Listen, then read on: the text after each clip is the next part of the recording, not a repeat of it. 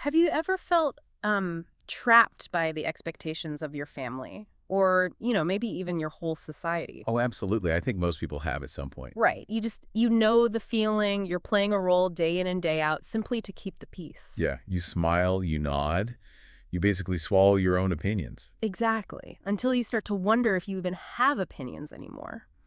And that tension is exactly where we're starting today's deep dive. It's a remarkably universal experience, honestly, and one that, well, it often masquerades as a virtue, right? Oh, totally. We convince ourselves that erasing our own needs is like a form of noble duty. We really do. And that brings us to the fascinating source materials we have today. Yes, so today we're looking at a manuscript set in the years 1848 and 1849. It's titled The Narrow Way. And it details the life of a woman named Margaret Lennox. It does. And our mission for this deep dive is to follow Margaret's journey from being a completely dependent spinster. Living right on the margins of her family's life. Exactly. From that to becoming this fiercely independent schoolmistress. We're going to unpack the true cost of societal conformity and also the surprisingly radical nature of Victorian education. And ultimately, what it really takes to build a life on your own terms. Because it's a profound text, really. It is. It deals so intimately with the actual mechanics of survival. I mean, when we meet Margaret, she's 29 years old. And living in Yorkshire, right, with literally no money of her own. None at all. She survives on what she describes as the cold gratitude of her sister Catherine and her brother-in-law, Mr. Arwell. Cold gratitude, that is such a vivid phrase. It really paints a picture. She's the classic poor relation of the 19th century. You know, she mends the clothes, she teaches her nephews. And her entire existence relies entirely on their continued charity. Which brings us to how she survives this dynamic. Right. She cultivates this state she calls a pleasant nullity. Yes, that phrase, pleasant nullity, it really stuck with me. It's heartbreaking, really. She observes that the most valued quality in a poor relation isn't like intelligence or kindness. Or even helpfulness, right? It's just the willingness to be agreeable without ever being noticeable. Exactly. You have to be present, but you can never, ever be burdensome. And the manuscript is just brilliant at exploring the psychological toll of that specific survival strategy. It really is. Because Margaret notes that maintaining this nullity, it costs her something she can't quite articulate at first. She starts to fear that if she keeps biting her tongue and, shrinking her presence, the self she is so carefully trying to preserve will simply atrophy. It'll just cease to exist. It's a literal form of living death. But then we get the inciting incident. Right. Things finally change. Margaret receives a legacy from her late Aunt Harriet. We should be really clear here for anyone listening. It isn't some massive life-changing fortune that just solves all her problems overnight. No, not at all. It's 400 pounds. Which, I mean, in the economic context of 1848, for a wealthy family, 400 pounds is a trifling sum. It's barely anything to them. Her sister Catherine's immediate expectation is that Margaret will just, invest it safely. Put it in a conservative fund, right? Yeah. Which would yield what, maybe 20 pounds a year in interest? Roughly, yeah. It's barely a pittance. But it's enough to keep her comfortably dependent in their house. Essentially subsidizing her own subjugation forever. Just paying for her own pleasant nullity. Exactly. But Margaret decides against the safe road. She takes this modest inheritance, the very first money she's ever had. And she decides to risk every single penny of it to open a village girls' school in the middle of nowhere. It's such a massive leap. It really reminds me of someone today who quits a safe, predictable corporate job. Oh, like the classic golden handcuffs scenario. Yes. Leaving that to launch a startup with absolutely zero safety net. If it fails, there's no backup plan. You are just completely ruined. But I'd argue the stakes are even higher for Margaret here. Oh, without a doubt. Because in 1848, for a woman in her position, 400 pounds wasn't just capital. Right. It was the actual possibility of choice. It was the only seed of freedom she was ever going to receive in her entire lifetime. And she has this profound realization, doesn't she, that the worst possible fate isn't risking the money and failing? No, the worst fate is remaining suspended in that state of fear. Just growing older, quieter, and more invisible. Until she simply disappears into the wallpaper of her sister's house. I mean, what a terrifying thought. It's chilling. And she actually finds an annotation in one of her late aunt's books that just pushes her right over the edge. Oh, right, the quote about resignation. It reads, resignation is the name we give to our cowardice when we wish it to appear a grace. That's the one. It's the thought that finally propels her out the door. She takes the leap. But as we know, making the decision is really only the first step. Once you change the rules of your own life, the surrounding world pushes back. Oh, it always does. Every established system completely resists disruption. And Victorian society was nothing if not an established, rigidly policed system. So she moves to Arnby, which is this very remote, windswept moorland village. Sounds very Bronte-esque. She rents a small stone cottage and physically converts a washhouse into her schoolroom. A literal washhouse, yeah. Okay. And she opens her doors with just 7 pupils. But it's an incredible mix of social classes. It really is. You have Grace Fenton, who is the wealthy niece of the local landowner. Sitting right alongside little Martha Cross, a laborer's daughter who actually arrives on the first day without any shoes. Which is just wild to think about. The mere act of putting those 2 girls in the same room is a quiet rebellion all on its own. It's incredibly subversive. Uh, But her curriculum is what really brings her into direct conflict with the established power structure of the village. right, and that power is embodied by the local vicar, Reverend Mr. Pemberton. Pemberton, yes. Mhm. He is a man of absolute unbending certainty. He believes in this very rigid, divinely ordained hierarchy, right, where everyone just stays in their assigned place. Exactly. To him, educating girls beyond, reading the Bible and knowing their station is unnecessary. He sees it as an active threat to the social fabric. He literally tells her to her face that teaching girls to think is leading them astray. But Margaret just refuses to back down. She teaches them history, geography, and what she calls natural philosophy. Which is essentially just science, right? I found it so fascinating how she uses the moors and the local plant life as her textbooks. It's brilliant. And we really have to look at how she teaches that natural philosophy, because that is the crux of the threat she poses. How so? Like, she's not just handing them a list of facts to memorize. Exactly. She's teaching them to observe the natural world, form hypotheses, test their ideas, and most importantly, trust their own senses. So she's teaching them the actual mechanics of critical thought. Right, because if you teach a laborer's daughter and a landowner's niece how to question the physical laws of a flower. It's only a matter of time before they start questioning the social laws that dictate their lives. Precisely. And Pemberton understands this implicitly. Which brings us to the vestry meeting. Oh boy, the vestry meeting. He summons her to account for her curriculum. Think about what this means for a moment for her. You have to picture walking into this damp, dark room. Where every single person sitting at that table holds legal, social, and spiritual power over you. It's a profoundly intimidating setup. The vestry was the local governing body, very heavily influenced by the church. So Pemberton's goal here is to publicly grill her, trap her into admitting she's teaching radical ideas about equality. Right, and either force her into submission or just drive her out of the village entirely. His arguments are all steeped in the language of morality, like she's corrupting the natural order of things. The tension in that room is just suffocating. He's laying traps with every single question. And just as it seems Margaret is completely cornered, Everett Fenton bursts into the room in his muddy boots. He's a progressive, wealthy local landowner, right? And Grace's uncle. Yeah. He sits down, delivers this eloquent, forceful defense of Margaret and her school, and completely shuts Pemberton down. He really does. Now, I have to say, initially I read this as a huge victory. Like, yes, the cavalry has arrived. That's a very natural reaction to have. Right. But wait, Margaret is actually furious. She is so annoyed that he spoke up for her. Why isn't his help a good thing? Well, her reaction is honestly one of the most insightful moments in the whole manuscript. It forces us to examine the actual mechanics of power. Okay, unpack that for me. So Margaret realizes that if she is saved by Everett Fenton, she hasn't actually won the argument. Oh, I see. She's merely been protected by a more powerful man. Exactly. Relying on his wealth and status to shield her from Pemberton doesn't dismantle the patriarchal structure at all. It just replaces an antagonistic patriarch with a benevolent one. Right, because if her success belongs to his intervention, she is still a dependent. Wow, yeah. If she wins because a man spoke for her, she remains fundamentally weak within that system. Precisely.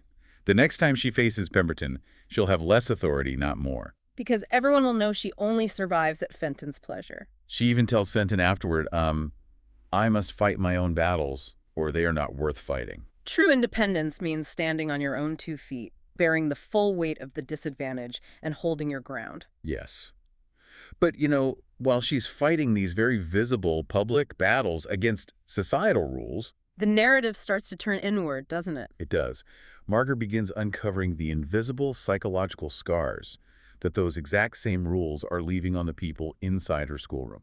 This is where the cost of conformity becomes deeply, deeply personal. And we see it most clearly in 10-year-old Grace Fenton. Yes, Grace. She's perfectly behaved, preternaturally composed, never a hair out of place, never raising her voice. But Margaret, being a highly observant teacher, recognizes that this isn't like the natural peace of a content child. No, it's the learned stillness of a creature that has been taught to be invisible, just to survive. The backstory illuminates exactly why, too.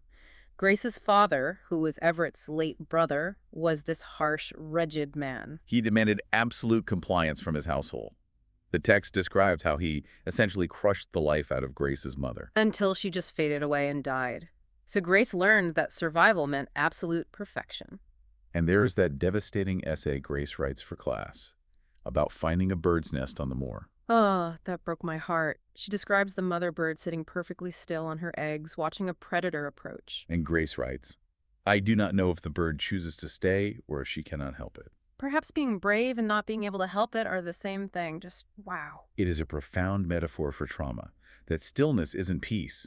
It is endurance born of absolute terror. Grace has basically internalized the very pleasant nullity that Margaret herself fled Yorkshire to escape. Exactly. And as Margaret is trying to navigate this really delicate situation with Grace, the outside world intrudes again. Yes. Here's where it gets really interesting. She gets an unexpected visitor at her cottage.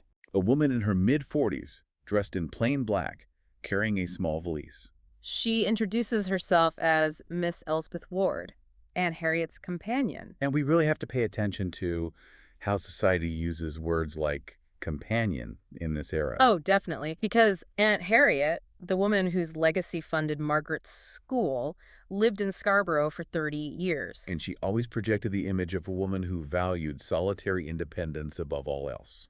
But Miss Ward brings Margaret a parcel containing a thick, leather-bound notebook written by Aunt Harriet in the final year of her life. And the notebook drops a massive bombshell. It reveals that Aunt Harriet and Elspeth Ward were secret romantic partners for those 30 years. They lived together, they loved each other deeply, but they hid the true nature of their relationship from the entire world. Because 19th century society would have utterly destroyed them if it knew. Completely ruined them. Now, I have to challenge something here, though. Harriet writes about this as a triumph of love, but they had to hide in secret for 3 decades. That doesn't sound like true independence to me. It sounds like a different kind of prison. That is a very fair critique. And honestly, it's the exact tension Harriet herself wrestles with in the notebook. Oh, really? She acknowledges it. She does. She acknowledges the heavy toll of that secrecy. She explains to Margaret that swallowing the truth and making constant small surrenders to societal expectations. It doesn't just evaporate, does it? No, it lodges in your bones. She says it becomes a kind of slow-acting poison in the body. Wow. So she doesn't romanticize the hiding at all. Not even a little. She explicitly writes, "Hiding is not the same as living." So she's basically warning Margaret not to make the same bargain she did. She is.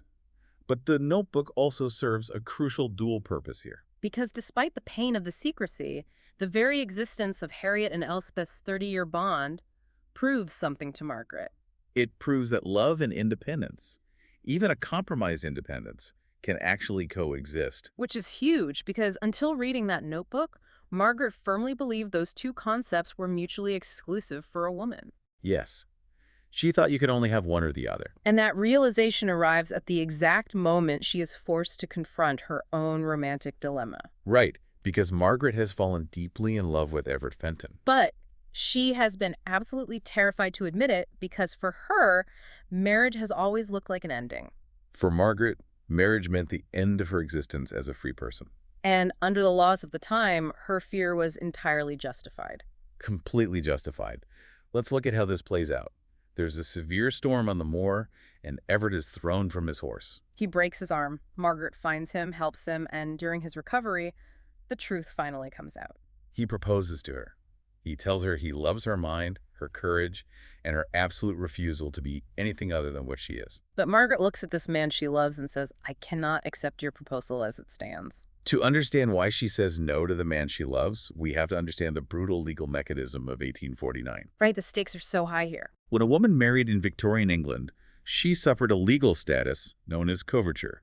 It was often referred to as civil death. Civil death. So it wasn't just losing a few rights. No, she literally ceased to exist as an individual entity under the law. The husband and wife became one person in law, and shocker, that person was the husband. Exactly.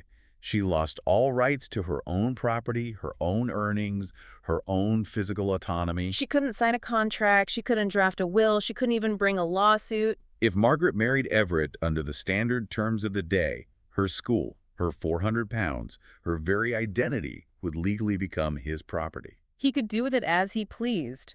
So Margaret initiates this incredible negotiation. She essentially demands an 1849 prenuptial agreement. It's so bold. She tells Everett she must keep her school as her own independent work. She wants to be known professionally as Miss Lennox, not Mrs. Fenton. She demands a partnership, not a hierarchy. And then there was this brilliant legal maneuver she pulls. Yes. Everett had previously offered to convert a large granary on his estate into a new schoolhouse for free. But Margaret insists that she will pay him 1 shilling and 6 pence in rent every single quarter for that building. That detail is the masterstroke of her negotiation. By paying rent, she is establishing a formal landlord-tenant relationship. Wait, why does that matter so much? I mean, it's just a tiny amount of money? Because it forces a commercial contract into the center of their personal relationship. Oh, I see. She is creating a legally binding boundary. Exactly. It designates the schoolhouse as a space where she operates as an independent actor paying for a service rather than a wife receiving a gift from her husband. It makes the building a transaction, not charity. She is carving out a space where the absolute power of coverture does not apply. It totally makes me think of like a modern corporate merger where a smaller company absolutely refuses a hostile takeover. Yes, she's forcing a joint venture of equals instead.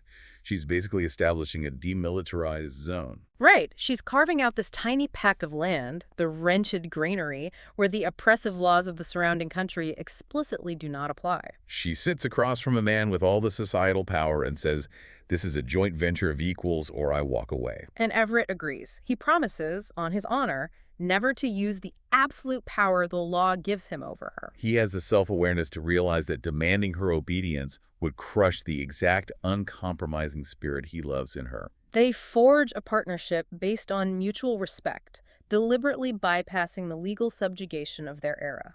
It's really a beautiful resolution. And with her independence secured and her partnership forged, we get to look at the ultimate return on investment of Margaret's choices. The ripple effects, right? Yes. Final chapters of the manuscript detail the transformations in the people around her. And those transformations are the true testament to the validity of her philosophy. Yeah. Margaret didn't just save herself. She created an environment where others could save themselves. I mean, look at Grace Fenton. Grace finally thaws.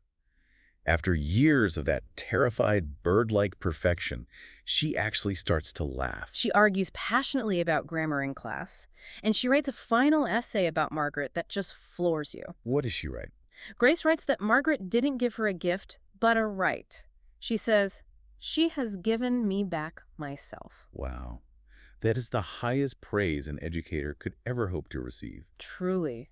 And the impact extends beyond the wealthy girls, too. Right. Mary Gent, the serious daughter of a local farmer, she tells Margaret she wants to become a teacher herself. Mary says she doesn't want her entire life to be consumed by serving her family's needs. She specifically says she wants an inner life of her own. Margaret's refusal to shrink has given these girls the explicit permission to expand. And the most surprising transformation of all is the antagonist. Reverend Pemberton, the man who tried to crush her at the vestry meeting. He delivers a shocking final sermon before he dies. He stands in the pulpit and publicly admits that he might have been wrong about Margaret and her school. That moment is so crucial. We have to ask why a man of absolute unbending certainty changes his mind.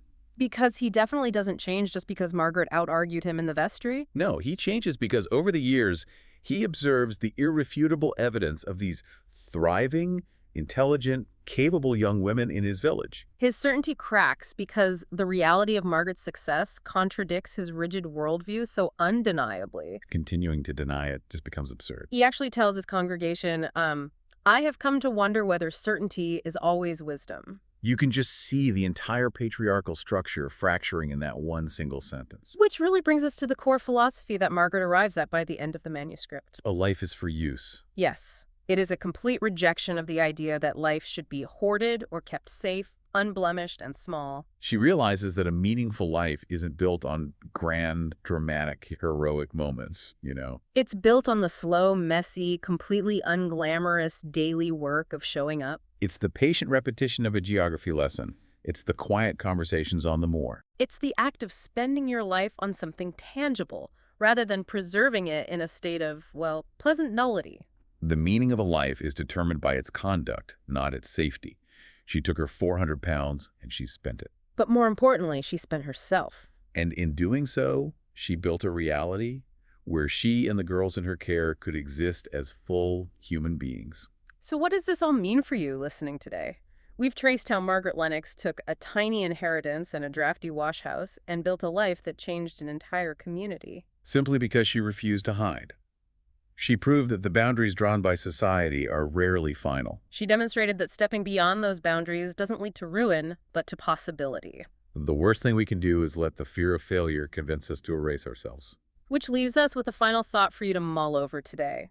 In 1848, Margaret and her Aunt Harriet were fighting battles about whether to hide in the shadows or step into the light. And today we live in a hyper-visible digital age. Right.